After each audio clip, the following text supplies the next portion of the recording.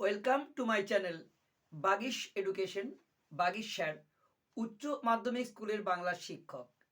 দেখো, আজকে তোমরা যে সমস্ত উচ্চ মাধ্যমিক পরীক্ষার্থী আছো, গতকাল আমি তোমাদের কমপ্লিটলি বড় প্রশ্নের সাজেশন খুব কমের মধ্যে দিয়ে দিয়েছি, আলোচনাও করেছি কোনগুলো আসবে কোনগুলো আসবে না। আজকে তোমাদের অবজেক্টিভ প্রশ্ন নিয়ে আলোচনা করব।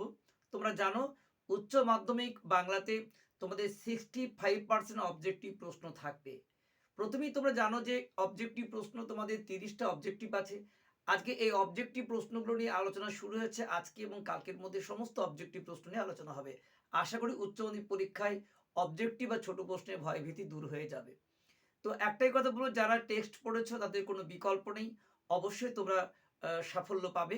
আর যাদের টেক্সট পড়েও মাঝে মাঝে ভুল হয়ে যাচ্ছে সম্ভাবনা আছে বা পড়োনি, তাদের জন্য কিন্তু অবশ্যই এই আজকের ক্লাসটি অত্যন্ত গুরুত্বপূর্ণ হতে চলেছে। যারা আমার পরিবারের সদস্য আছো তাদের মোস্ট ওয়েলকাম।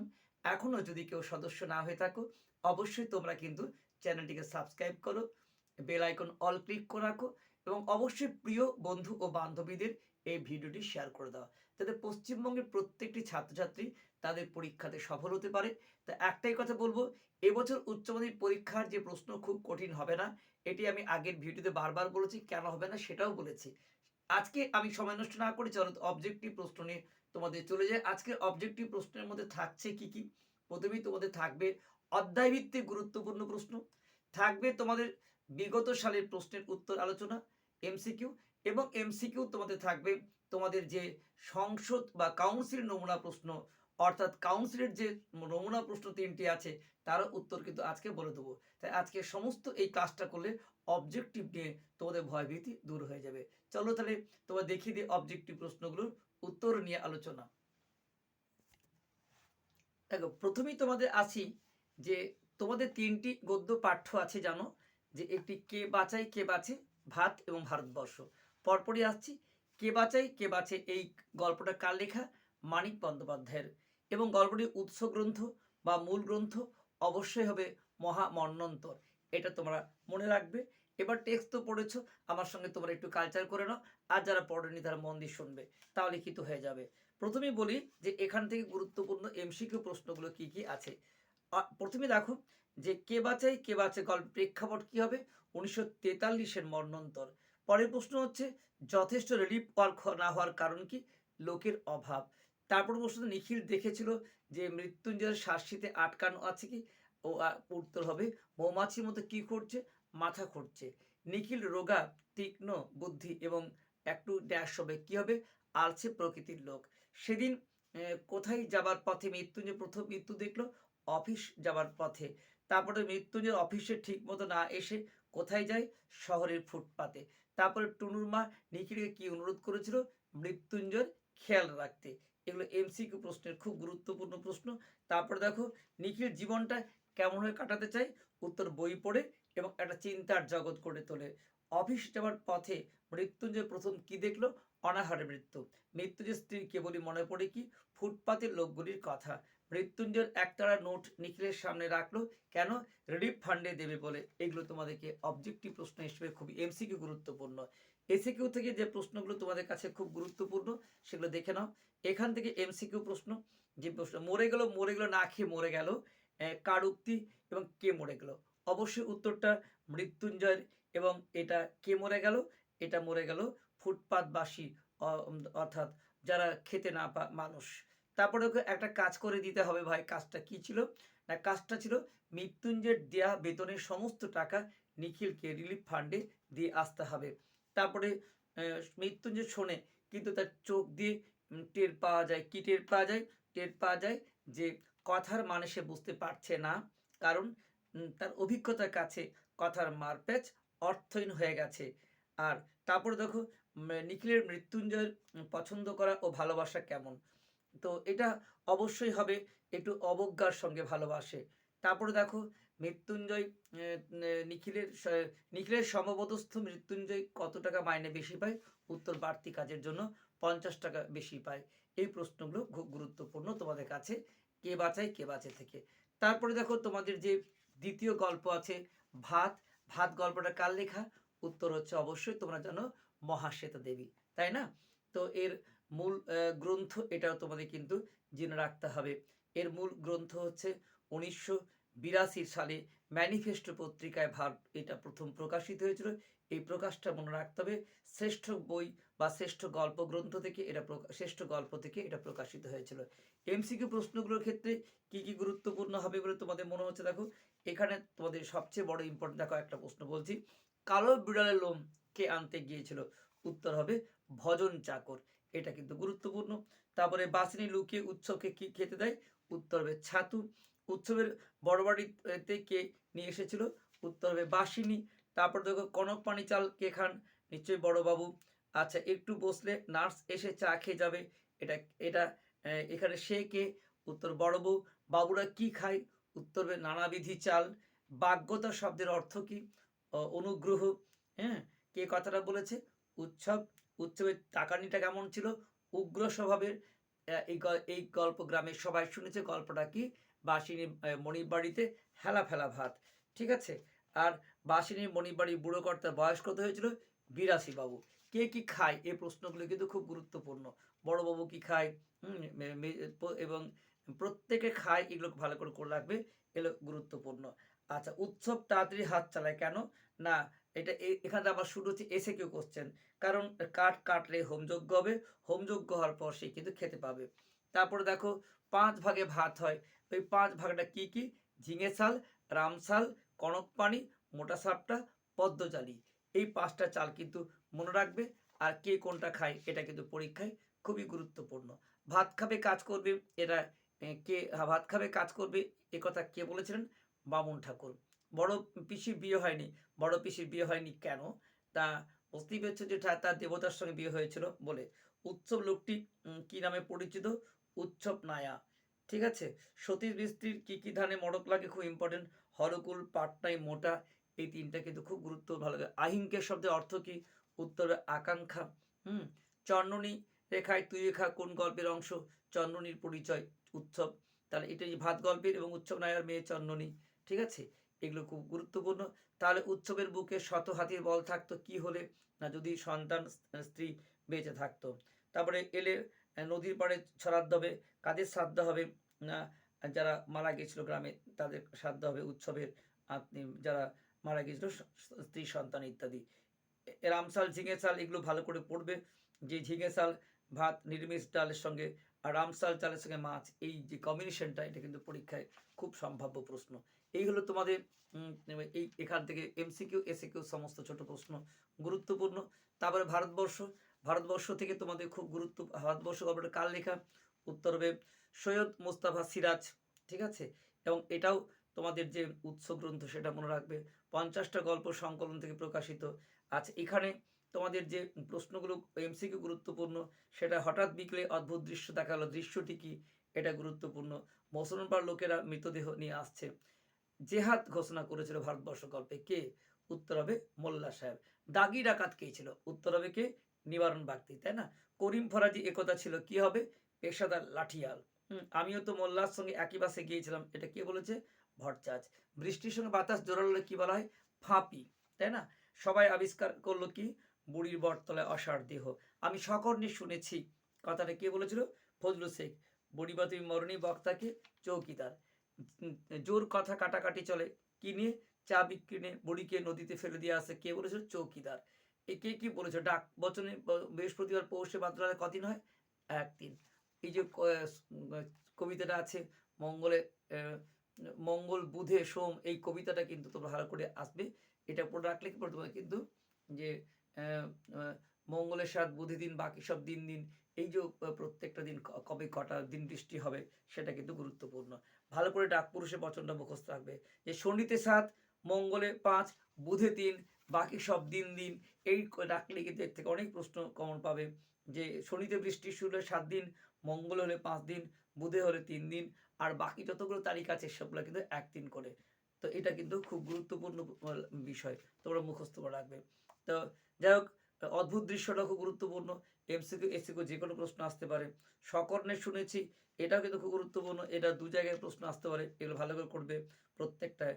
ফাঁপিটা খুব গুরুত্বপূর্ণ তোমাদের কাছে, যে ফাঁপি কাকে বলে? বৃষ্টির সঙ্গে বাতাস জোরালো হলে। এটা খুব গুরুত্বপূর্ণ প্রশ্ন, তোমাদের সমস্ত গদ্য প্রশ্ন অবজেক্টিভ বলে দিলাম। তারপরে তোমাদের কবিতার শুরু দেখো, কবিতার ক্ষেত্রে প্রথম কবিতা যে রূপনারায়ণের কোলে, কার লেখা? রবীন্দ্রনাথ ঠাকুর। কোন কাব্যগ্রন্থ? শেষ লেখা। প্রত্যেকটি কাব্যগ্রন্থ বা উৎস মনে রাখবে তোমরা। আচ্ছা, এই কঠিনের কঠিনের ভালোবাসিলাম, যিনি ভালোবাসেন তিনি অবশ্যই কে? রবীন্দ্রনাথ। ঠিক আছে, চিনিলাম আপনারে, কিভাবে চিনলেন? বেদনায় বেদনায়, আঘাতে আঘাতে। তারপরে দেখো, জানিলাম এ জগৎ ড্যাশ, কি হবে? স্বপ্ন নয়। ঠিক আছে, সে কখনো করে না, কি হবে? বঞ্চনা। রক্তের অক্ষরে দেখলাম, কি হবে? আপনার রূপ। তাই না? এগুলো কিন্তু খুব গুরুত্বপূর্ণ তোমাদের কাছে। আচ্ছা, এগুলোর মধ্যেই তোমরা কিন্তু খুব সম্ভাব্য প্রশ্ন। আর এসএকিউ টাইপ প্রশ্ন যেগুলো আছে তার মধ্যে দেখো, রক্তের অক্ষর মানে কি? আঘাতে আঘাতে জর্জরিত হয়েও জগৎ ও জীবন সম্পর্কে সম্যক উপলব্ধির কথাই কবি বলেছেন। তারপরে দেখো, আমৃত্যু দুঃখে তপস্যা, কবি জীবনকে দুঃখের তপস্যা বলেছেন কেন? কারণ বুঝতেই পারছো, সারা জীবনই আমরা দুঃখের সঙ্গে লড়াই করি, তার জন্য। রক্তের অক্ষরে কবি কি দেখেছেন? না নিজের রূপকে দেখেছেন, খুব ইম্পর্টেন্ট। আর কবি কঠিনকে ভালোবেসে কেন? কারণ কঠিন কখনো বঞ্চনা করে না, তাই কবি চিনলাম আপনার, কবি কেউ চিনতে পারেন? কঠিন সত্য এবং রক্তের অক্ষরে কবি নিজেকে চিনলেন। এগুলো কিন্তু, এবং এখানে রূপনারায়ণ কবিদের প্রেক্ষাপট যেন কোন বই থেকে? আলাপচারী রবীন্দ্রনাথ, এই বই থেকে আমরা জানতে পারি। যাই হোক, এগুলো প্রশ্নগুলো তোমাদের কাছে খুব গুরুত্বপূর্ণ। তাও রূপনারায়ণ মানে কি? উত্তর, রূপময় জগৎ। ঠিক আছে, এটা ভালো করে, কবি কোন সত্যকে ভালোবেসেছেন? যে সত্য রূঢ় বাস্তব, যাকে মানুষ মেনে নিতে বাধ্য, তাকেই বলেছেন। তো এগুলো তোমাদের কাছে খুব খুব গুরুত্বপূর্ণ। আচ্ছা, কঠিন সত্য বলার কারণ এটাও গুরুত্বপূর্ণ। আর কবি কিভাবে নিজেকে চিনেছেন বললাম, এটাও গুরুত্বপূর্ণ। শিকার, শিকার থেকে কার লেখা? উত্তর হবে জীবনানন্দ দাশ। দেখো, এখানে তোমাদের কোন কাব্যগ্রন্থ? উত্তর হবে বনলতা সেন। এখানে সূর্যের আলোয় তার রং কুমকুমের মতো নেই, আর কিসের রং? উত্তর দেশ আলীদের যে আগুন, সেটা কথা এখানে বলা হয়েছে। অদ্ভুত শব্দ, অদ্ভুত শব্দ কি? বন্দুক ছোড়ার শব্দ। দুমড়ে এখনো জ্বলছে আগুন, তাদের কি হবে? শুকনো অশ্বত্থ গাছ। তোমরা যে প্রশ্ন বলছি এর মধ্যে কিন্তু অনেক প্রশ্ন পরীক্ষা কমন পেয়ে যাবে, ভালো করে এটা মন দিয়ে শুনে। ভোরের জন্য অপেক্ষা করছিল কে? অ্যান্সার হবে বাদামি হরিণ। নদীর জল কিসের মতো? মচকা ফলের মতো। এটা কিন্তু খুব ইম্পর্টেন্ট প্রশ্ন এমসিকিউ হিসেবে। এসিকিউ থেকে তোমাদের যে প্রশ্নগুলো গুরুত্বপূর্ণ সেগুলো একটু বলে দিই তোমাদের কাছে। যে শব্দের অর্থ কি? গরম রাখা। এটা কিন্তু ভালো করে তোমরা মনে রাখবে। এটা কবির গ্যালাসে কি মুক্তা রেখেছিল? উত্তর হচ্ছে মিশরের মানুষই। তারপরে তোমাদের ইম্পর্টেন্ট, নদীর তীক্ষ্ণ ঢে সে নামলো কেন? নামলো না অনিদ্রাজনিত ক্লান্তি দূর করার জন্য সে নেমেছিল। সোনার বর্ষার মতো জেগে ওঠে হরিণ, কি করতে চেয়েছিল? চমক লাগিয়ে দিতে চেয়েছিল। দেশওয়ালি মানে যারা আদিবাসী মানুষ, তাদের কথা বলা হয়েছে, এটা কিন্তু খেয়াল রাখবে, তোমাদের কাছে মানে আসতে পারে। আচ্ছা, তা বলে সূর্যের আলো তার রং কুমকুমের মতো নেই, তার কার রঙের কথা বলা হয়েছে? উত্তর, অবশ্যই সূর্য উঠলে আগুনের রং নষ্ট হয়ে যায়, তাই সেটা কুমকুমের মতো ছিল না। নিষ্পন্দ নিরপরাধ ঘুম কেন বলেছে? বন্দুকের গুলি প্রাণ হারানোর পর দেহটা নিথর হয়ে পড়েছিল বলেই কথা বলা হয়েছে। এগুলো কিন্তু তোমাদের কাছে খুব গুরুত্বপূর্ণ। যাই হোক, তোমাদের যারা এখান থেকে তোমাদের কবি খুব গুরুত্বপূর্ণ তোমাদের কাছে, এখান থেকে তোমাদের অবজেক্টিভ প্রশ্ন আসবে, ভালো করবে। রূপনারায়ণগুলো থেকে তোমাদের 2024 সালে অবশ্যই কিন্তু নিশ্চিতভাবে যে ছোট প্রশ্ন আসবেই, এখান থেকে কিন্তু খুব একটা বড় প্রশ্ন চান্স সম্ভাবনা নেই, তাই তোমরা এটা ভালো করে পড়বে। মহুয়ার দেশ, এই যে কবিতাটা আছে, এইখান থেকেও তোমাদের কিন্তু অবজেক্টিভ প্রশ্ন খুব গুরুত্বপূর্ণ এমসিকিউ। প্রথমে আগে বলে রাখি, এটা কার লেখা? উত্তর হচ্ছে সমর সেন। এবং উৎসগ্রন্থ কি? কোথা থেকে নেওয়া আছে? কয়েকটি কবিতা। এইখান থেকে তোমাদের যে প্রশ্নগুলো গুরুত্বপূর্ণ সেগুলো কি কি আছে দেখো। ঘুরে ফিরে আসে কি? উত্তর ধোঁয়ার বঙ্কিম নিঃশ্বাস।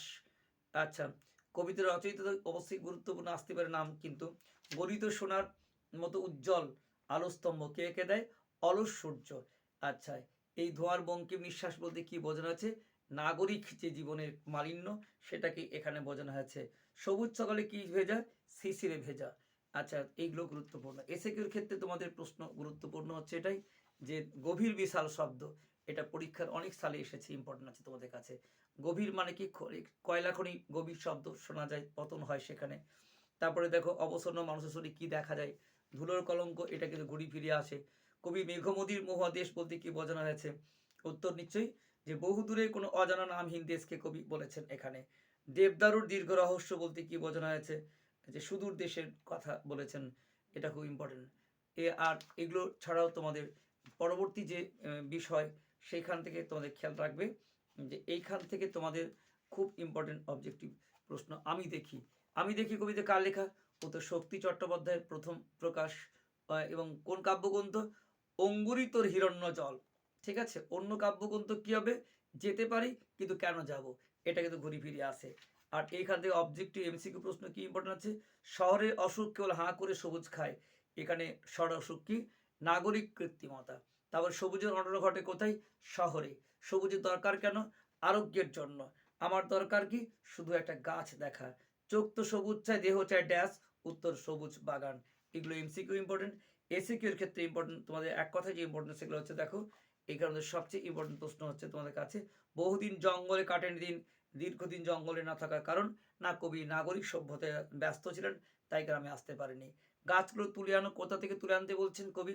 মহানগরী থেকে গ্রামীণ জীবনে শহরে ছড়িয়ে দিতে, গ্রামীণ জীবন থেকে শহরের জীবন সর্বত্রই সবুজের সমারোহ চান তিনি। কারণ গাছ লাগানো দরকার কেন? গাছই একমাত্র পারে আমাদের আমাদের পৃথিবীকে বাঁচাতে। গাছই দেয় আমাদের প্রাণশক্তি, অক্সিজেন, বিশুদ্ধ অক্সিজেন। তাই গাছ আমাদের জীবনের সব কিছু ক্ষেত্রে একান্ত প্রয়োজন আছে। এগুলো খুব ইম্পর্টেন্ট। তারপরে দেখো যে আমি দেখি কবিতায় নিজের জীবনী শক্তি কবি কীভাবে প্রকৃতির মধ্যে খুঁজে পান, এটা সালে অনেকবার এসেছে। তো এটা 2020তেও এসেছে। এটা দু চোখ ভরে সবুজ দেখে দেহ মনে আঘ্রাণ, এটা তোমার কাছে হবে। এগুলো খুব গুরুত্বপূর্ণ বস্তু তোমার কাছে আমি দেখি দেখে। তারপরে তোমাদের পরপরই আসছি ক্রন্দনরতা জননীর পাশে। সবচেয়ে মনে রাখবে কার লেখা? মৃদু দাশগুপ্ত। কোন কাব্যগ্রন্থ ইম্পর্টেন্ট প্রত্যেকটা থেকে? ধান ক্ষেত, এটা কিন্তু গুরুত্বপূর্ণ। আচ্ছা, এখান থেকে এমসিকিউ প্রশ্ন কি গুরুত্বপূর্ণ আছে দেখো। আকাশের দিকে তাকিয়ে চাওয়া কি হবে? বিধির বিচার হবে। বিবেক বলতে কবি কি? অন্তরাত্মাকে বুঝিয়েছেন। কবির বিবেক জেগে ওঠার পটভূমি কি? কবিতায়। নিজের বিবেককে কবি কার সঙ্গে তুলনা করেছেন? বারুদের। নিখোঁজ মেয়েটি ছিন্ন ভিন্ন জঙ্গলে পাওয়া গেছে, উত্তর হবে। এটা খুব গুরুত্বপূর্ণ তোমাদের কাছে। কি জেগে ওঠার আগে? বিস্ফোরণ আগে, উত্তর কবির বিবেক। আমি তা পারি না, আমি কে? এখানে কবি। তাহলে এমসিকিউ। এসিকিউ হিসেবে ইম্পর্টেন্ট দেখো, কটি স্তবক আছে ইম্পর্টেন্ট? 4টি। তারপরে তোমার কেন লেখালেখি? এটা হবে কেন গান গা তবে কেন ড্যাশ হবে? উত্তর আঁকা আঁকি। ক্রন্দনতা মানে কি? যে মেয়ে কাঁদছে বা নারী কাঁদছে। আচ্ছা, আমার বিবেক বারুদ আগে, ওটা এটা কী হবে? ড্যাশ, বিস্ফোরণের ক্ষেত্রে। এগুলো কিন্তু খুব খুব গুরুত্বপূর্ণ তোমাদের কাছে। হয়ে গেল তোমাদের গদ্য পদ্য শেষ। এবার বিভাব কার লেখা? শম্ভু মিত্রের, অবশ্যই ইম্পর্টেন্ট। এবং এটা তোমাদের উৎস গ্রন্থ মনে রাখতে হবে এখানে, যে এটা কিন্তু নাটকটি রচনাকাল এবং বিশেষ করে কোন পত্রিকা প্রকাশ পরিচয়, বহুরূপী পত্রিকা, এটা মনে রাখতে হবে। আচ্ছা, এমসিকিউ ইম্পর্টেন্ট দেখো, পৃথিবীর সবচেয়ে পপুলার জিনিস প্রেম কে বলেছেন? এটা ইম্পর্টেন্ট, উত্তর বৌদি। তারপরে এমন সে হঠাৎ এক সাহেবের লেখা পড়লাম, কোন সাহেব? আইজেনস্টাইন সাহেব। তার নাকি দারুণ বক্স অফিস কিসের? হাসির নাটকের, এটাকে ইম্পর্টেন্ট। লাভ সিনে কোন বাদ্যযন্ত্র ব্যবহার করা হয়েছিল? উত্তর হচ্ছে হারমোনিয়াম। কোন গানটা এখানে হয়েছিল গীত? ও তো মালতী লতা দোলে, এটা খুব ইম্পর্টেন্ট। রাজা রথারোহণ নাটয়তি, অর্থাৎ কি? রাজা রথে চড়ার ভঙ্গি করলেন, এটা ইম্পর্টেন্ট। জাপানে কাবুকি থিয়েটারতে উচ্ছ্বাস করেছেন কে? উত্তর একই বলছে, আইজেনস্টাইন। হ্যাঁ, বল্লভ ভাই বলে গেছেন। কি বলেছেন? বাঙালি কাঁদুনে জাত। থাকবার মধ্যে কি আছে? নাটক করা অদম্য ভালোবাসা। বিভাগ কি জাতীয়? একাঙ্ক নাটক। এগুলো ইম্পর্টেন্ট। এসে কিউ থেকে তোমাদের প্রশ্ন দেখো, খালি ধাক্কা দিয়ে বেড়ায়। কে ধাক্কা দিয়ে বেড়ায়? যে বিভিন্ন নায়ক অফিস কলেজ না থাকায় সে শুধু ধাক্কা দিয়ে বেড়ায়।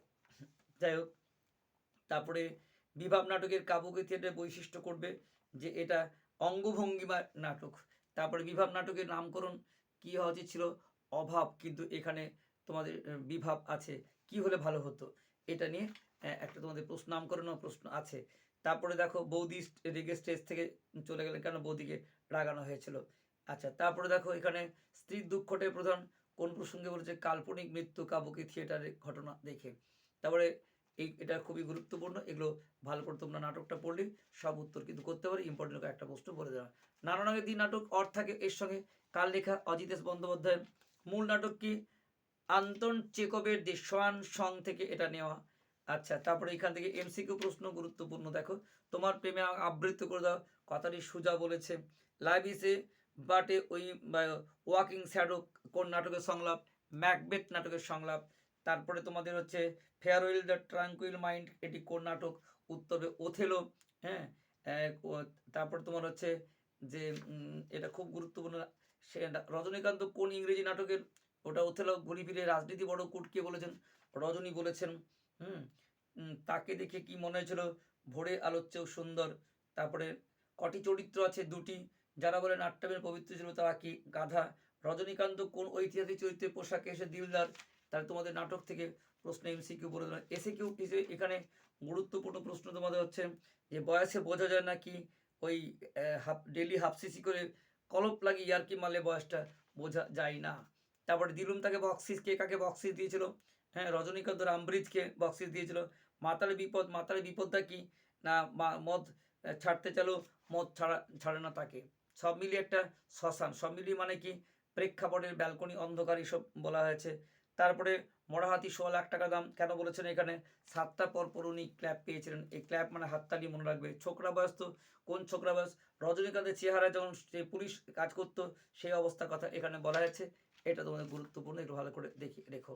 তারপরে তোমাদের আসছি নিশ্চিতভাবে তোমাদের যে আন্তর্জাতিক কবিতা এবং গল্প আছে সেখান থেকে তোমাদের ফার্স্ট প্রশ্ন পড়তে জানে এমন মজুরি প্রশ্ন। প্রত্যেকটা উৎসমন্ডল ব্রেকটা লেখা। The question from a worker who reads, এটা অনুবাদককে মনে রাখবে শঙ্খ ঘোষ, ইম্পর্টেন্ট আছে। তারপরে এখানে যে প্রশ্নগুলো গুরুত্বপূর্ণ সেগুলো দেখানো। আলেকজান্ডার জয় করেছিল কি ভারত, খরচ মেটাতো কাদের খরচ, মহামানব। তারপরে তোমার শঙ্খ ঘোষের পোশাকের নাম কি, চিত্তপ্রিয়। 7 বছর যুদ্ধে জিতে লেখে, উত্তর হবে দ্বিতীয় ফ্রেডারিক। তারপরে এখানে এটা খুব ইম্পর্টেন্ট। আচ্ছা কবিতাটি অনুবাদ করেছেন তো অবশ্যই ইম্পর্টেন্ট, বারে বারে ঘড়ি পেরিয়ে আছে তোমাদের কাছে এগুলো। এসে কি হয়েছে ইম্পর্টেন্ট দেখো, যে এখানে তোমাদের তখন সমুদ্র তাকে খেলো। তো সমুদ্র কি খেয়েছিল, সমুদ্র উপকথা আটলান্টিস খেয়েছিল। রাজার কি পাথর ঘাড়ে করে বয়ে আনতো, কারা পাথর বয়ে আনতো, তো শ্রমিকরা। এটা খুব ইম্পর্টেন্ট তোমাদের কাছে। তারপরে দেখো যে আর্মাডার নিয়ে প্রশ্ন একটা আসতেই পারে, যে আর্মাডা স্পেনের নৌবাহিনী মনে রাখবে। তারপরে লিমা ঝকঝকে, লিমা লিমা মানে বলার কারণ কি না, লিমার অপার বৈভব কারণে তাকে বলা যায় যে সোনা। কত সব প্রশ্ন, প্রশ্ন লেখার যে মধুরের আর আবার গড়লো, এটা কাদের কথা, ব্যাবিলনের কথা বলেছে ধ্বংসের কারণ। এগুলো কিন্তু ইম্পর্টেন্ট তোমাদের কাছে। তারপরেই তোমাদের আছে যে ছোট প্রশ্নের জন্য গুরুত্বপূর্ণ দ্বিতীয় পরের অর্থ থাকে এর সঙ্গে অলৌকিক, অলৌকিক কার লেখা, উত্তর কী হবে কর্তা সিং দুগ্গাল। ঠিক আছে, ইংরেজি ভাষা এটা মিরাক্কেল নামে এক পত্রিকা প্রকাশিত হয়। গল্পটি কে অনুবাদকের নাম পড়বে, অনিন্দ্য সৌরভ, পরীক্ষা কিন্তু আসে। আর তোমাদের অনিন্দ্য সৌরভের গল্প কী হবে, জ্যোৎস্না রাতের ট্র্যাজেডি, এটা কিন্তু মনে রাখো তোমরা, ইম্পর্টেন্ট। তারপর অলৌকিক গল্পের লেখক বাড়ি পাঞ্জাব সাহেব থেকে কত দূরে, উত্তর হবে তেমন দূরে নয়। হাসান আহমেদের বর্তমান নাম কি, পাঞ্জাব সাহেব। গুরু নানকের শিষ্যের নাম কি, মর্দানা। মলিকান্দের নানককে কি বলেছেন, কাফের। তো এটা খুব ইম্পর্টেন্ট। তারপরে কোর দিকে হঠাৎ প্রশ্ন জাগলো, ওর মনে প্রশ্নটা কি, মর্দানা কোথা থেকে এসেছে, এইগুলো জানার ইচ্ছে। এসে কিউ থেকে ইম্পর্টেন্ট দেখো, শাখা নিয়ে প্রশ্ন হতে পারে, সেকালে ঘন ঘন শাখা হতো। তো শাখা হলে কি করতে হতো, রান্না না করে মেঝে শুতে হতো। কোন বিষয় নিয়ে মাঝখানে তর্ক করি, বিশাল আকার পাথরটা কি করে থামিয়ে দিয়েছিল গুরু নানক, সেই নিয়ে সমস্যা। চোখ খুলে দেখি, বক্তা চোখ খুলে দেখেছেন যে ছুটন্ত ট্রেনটা মাথার কাছে এসে থেমে গেছে। সারাদিন এক ফোঁটা জল মুখে দিতে পারেনি, কেন, খিদে তৃষ্ণায় কাতর অন্নহীন মানুষদের কথা ভেবে বলা আছে। উনি রীতিমতো হতভম্ব, এটা কিন্তু খুব ইম্পর্টেন্ট। পাহাড়ের নিচে জলের স্রোত, অথচ নিজের জলে পরিপূর্ণ কুয়োকে জলশূন্য দেখে উনি হতভম্ব হয়েছিলেন। এটা তোমাদের কাছে খুব গুরুত্বপূর্ণ। কাকুতি মিনতি শুনে গুরু নানক চিন্তায় পড়লেন। কাকুতি মিনতি মানে কি, তৃষ্ণার্ত মর্দানা নানকের কাছে কাকুতি মিনতি করেছিল। এটা তোমাদের কাছে খুব গুরুত্বপূর্ণ এগুলো। তারপরে তোমাদের হয়ে গেল আন্তরিক গল্প ও কবিতা থেকে। আমার বাংলা থেকে তোমাদের কিন্তু যে বিষয় কোনো ছোট প্রশ্ন থাকবে না, শুধু 5 নম্বরে বড় প্রশ্ন পড়বে, এখান থেকে ছোট প্রশ্ন পড়তে যাবে না। প্রথম বইটা শেষ, দ্বিতীয় বইটা দেখো ভাষাবিজ্ঞান ও শাখা প্রশাখা, এখান থেকে তোমাদের যে অধ্যায়গুলো আছে তার থেকে কিন্তু একটু খুঁটিয়ে পড়তে হবে, এবং তোমাদের প্রশ্ন অবশ্যই কিন্তু একটু খুঁটি না পড়ে প্রশ্ন কোনটা যাবে না। তো যাই হোক, এখান থেকে খুব গুরুত্বপূর্ণ প্রশ্নগুলো বলছি। অষ্টাধ্যায়ী বইটি কার লেখা, পাণিনি, প্রথম অধ্যায় থেকে এমসিকিউ। সিনট্যাক্স মানে কি, বাক্যতত্ত্ব। ভাষাবিজ্ঞান আলোচ্য বিষয় কি, উত্তর ভাষা। তারপরে এগুলো ফার্স্ট অধ্যায় থেকে খুব ইম্পর্টেন্ট প্রশ্ন, এমসিকিউ। এসিকিউ থেকে শৈলী বিজ্ঞান কাকে বলে, অর্থাৎ ভাষাবিজ্ঞান যে শাখা সাহিত্যের লিখন শৈলী নিয়ে আলোচনা করা হয়, খুব ইম্পর্টেন্ট প্রশ্ন, এটা কিন্তু পরীক্ষায় আসতে পারে, জোর দিয়ে রাখো তোমার ভালো করে। তারপরে তোমাদের এখানে এইটা সবচেয়ে ইম্পর্টেন্ট, ডিকশনারি শব্দটি প্রথম কোথায় পাওয়া গেছিল? উত্তর 1538 সালে ল্যাটিন ইংরেজি অভিধানে। মস্তিষ্কে যে ভাষা শেখার ব্যবস্থা কি বলে? ল্যাঙ্গুয়েজ অ্যাকুইজিশন সিস্টেম, এটা কিন্তু ইম্পর্টেন্ট আছে। তারপরে তোমাদের এটা ভালো করে রাখো, ইম্পর্টেন্ট আছে। তারপরে পরের অধ্যায় চলে এসো। পরের যে অধ্যায় আছে দ্বিতীয় অধ্যায়, ধ্বনিতত্ত্ব থেকে ইম্পর্টেন্ট প্রশ্ন কি আছে? উষ্মধ্বনি, তারপরে তালা উৎসাহ হবে, আমরা ডিটেলস এটা নিয়ে আবার আলোচনা করব। বিভাজ্য ধ্বনি অপর নাম কি? খণ্ডধ্বনি। তিনটে স্বধ্বনি, এটা কি? উষ্মধ্বনি। এই নিয়ে আমাদের ক্লাস আছে, আগে দেখবে। ঘোষধ্বনির অর্থ কি? নাদ বর্ণ। লধ্বনি কি? পার্শ্বিক ধ্বনি। তাড়িধ্বনি কি? র। কণ্ঠ বর্ণ বা কচটতপ, এগুলোকে আমরা কণ্ঠ মূর্ধ দন্ত ওষ্ঠ, এই যে একদম প্রাইমারি স্টেজ থেকে তোমরা পড়ে আসছো, এটা কিন্তু ভালো করে রাখো। এর মধ্যে একটা প্রশ্ন কিন্তু আসতেই পারে তোমাদের কাছে। আর এসিকিউটিভ প্রশ্নের মধ্যে উল্লেখ, খণ্ডধ্বনি অপর নাম কি? উত্তর হবে বিভাজ্য ধ্বনি। তারপরে যুক্তধ্বনি কাকে বলে? হ্যাঁ, এগুলো তোমাদের জ্যোতি কাকে বলে? সুর তরঙ্গ কাকে বলে? বাক্যের ওঠাপড়াকে বলা হয় সুর তরঙ্গ। হ্যাঁ, জ্যোতি কাকে বলে? যে দুটি স্বনিমের মধ্যবর্তী রীতিকে বলা হয়। তারপর ধ্বনিমূল কাকে বলে? বর্ণমূলক ভাষাবিজ্ঞান উচ্চারণ বৈচিত্র্যকে বলা হয়। এগুলো কিন্তু এই অধ্যায় থেকে খুব খুব গুরুত্বপূর্ণ। রূপতত্ত্ব থেকে তোমাদের যে ইম্পর্টেন্ট প্রশ্ন দেখো, একটা ইম্পর্টেন্ট বলছি, চুপচাপ শব্দটি কোন শ্রেণীর? উত্তর অনুকার।